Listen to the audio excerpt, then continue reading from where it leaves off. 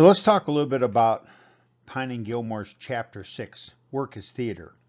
You might notice here that the background for these slides is Coots's Place, which was my grandfather's tavern. This picture was taken in 1936, 3 years after Prohibition had ended. And you'll notice that he has a picture of FDR on the wall. He was, of course, my grandfather's hero because he was the person who got together the amendment to repeal Prohibition. And you'll notice that my grandfather looks the part. He looks like a bartender or a saloon keeper. So Pine and Gilmore say that work is in fact theater. And my question is, really? And what does that mean? Well, let's take my job, for example. I teach at the university.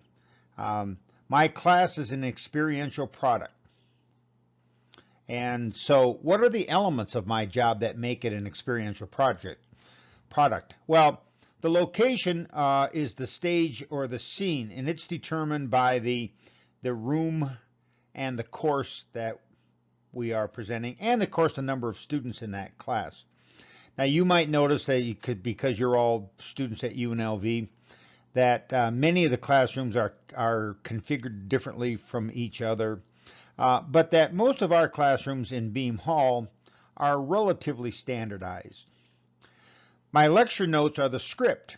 Now you'll notice that I have a relatively loose script. That is, I don't stand up here and read the textbook to you every week or every day. Instead, the lecture for me creates a sequence of progression and duration of discussion of particular topics. I'm an actor, but so are you.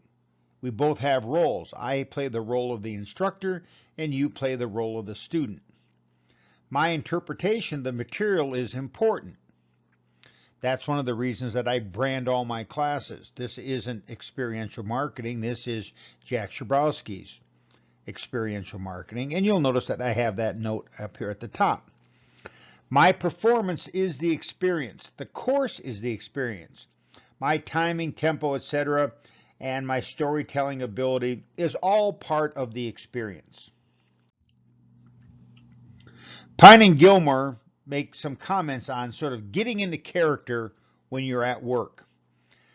They note that many businesses refer to employees as cast members, and of course that's due to some sort of a seminar that the boss went to that discussed the business in a Pine and Gilmore notion.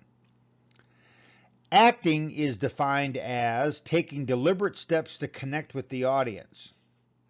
And so think about your job as one of connecting with the people that you interface with.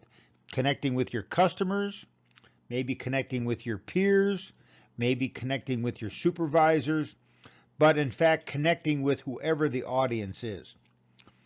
The key, of course, is to engage the audience.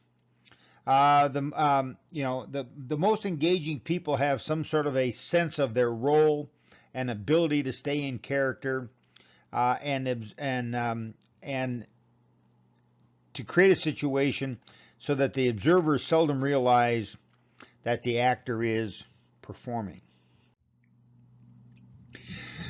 They note that you can't be the regular you when you perform. When you get ready to go to work and you are working for someone and trying to create an experience, you have to understand your role. You have to understand the role of being a teacher at a university, a professor.